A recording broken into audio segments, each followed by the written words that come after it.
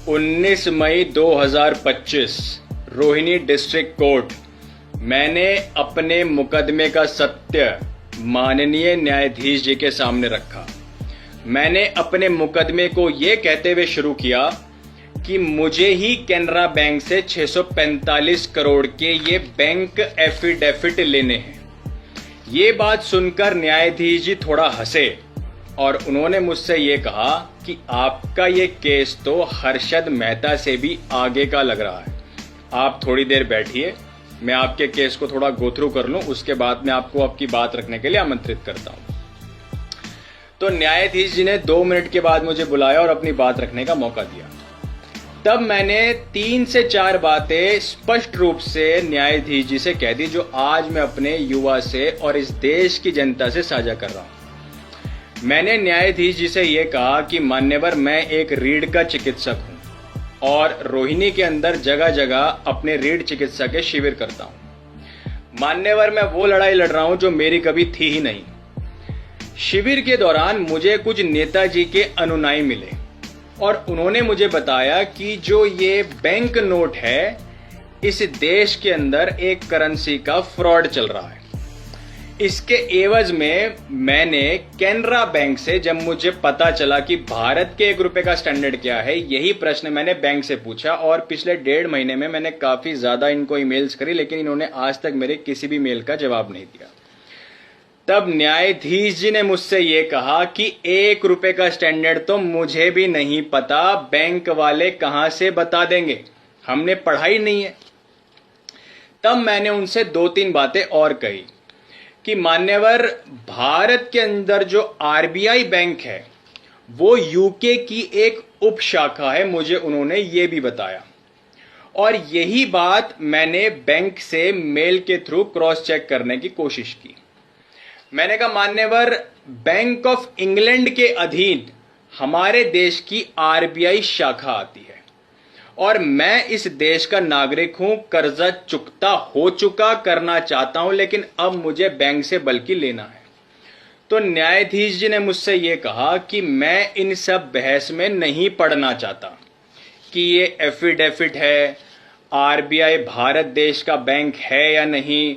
मैं सिर्फ आपसे इतना जानना चाहता हूं कि बैंक ने आपको कार का लोन दिया, आपने उस लोन से गाड़ी खरीदी, उस लोन के एग्रीमेंट पर आपके हस्ताक्षर हैं, आपसे जबरदस्ती बैंक वालों ने साइन तो नहीं कराए, और अब जब उन्होंने आपसे पैसे लेने हैं और आप नहीं दे रहे तो उन्होंने आप पर मुकदमा कर दिया। तब मैंने न्यायाधीश जी से यह कहा कि बैंक ने मेरे साथ फ्रॉड किया है, और तब न्यायाधीश जी ने मुझसे स्पष्ट तौर पर यह कह दिया कि आज शाम 4 बजे मैं आपके इस मुकदमे का फैसला सुना दूंगा।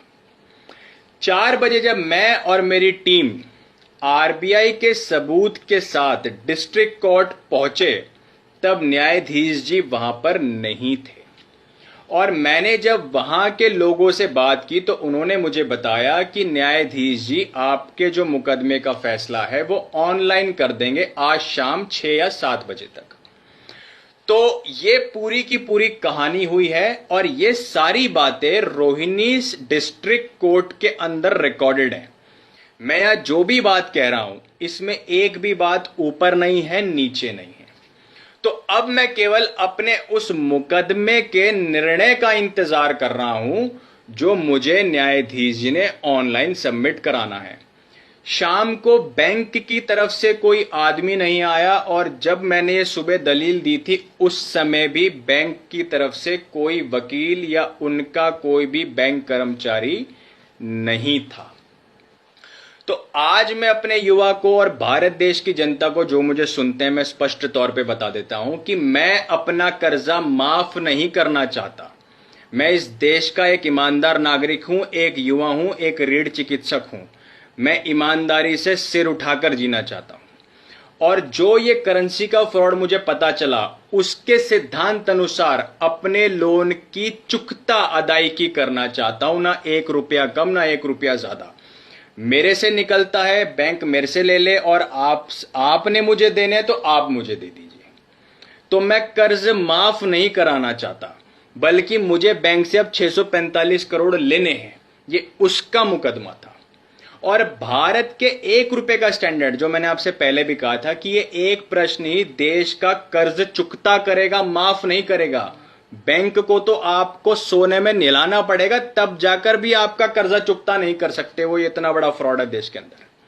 तो इसीलिए मैंने आपसे कहा था कि आपको 1 रुपए का स्टैंडर्ड ही पूछना है केवल, क्योंकि ना विधान पालिका, ना न्यायपालिका, ना कार्यपालिका, ना आरबीआई, ना बैंक कोई 1 रुपए का स्टैंडर्ड लिखित में दे ही नहीं रहा। तो कैसे फिर देश की 150 करोड़ जनता का कर्जा चुकता हो जाएगा, इस देश में राम राज्य आ जाएगा, इस देश की 5 ट्रिलियन इकोनॉमी हो जाएगी, ये देश में आगे विकास की बाढ़ आ जाएगी। तो मेरी समझ के बाहर है। तो जाने से पहले यही कहूंगा कि समय कम है, युद्ध बड़ा है, उतर जाओ रणभूमि में, शत्रु दरवाजे पर खड़ा है। ओम नमस्ते।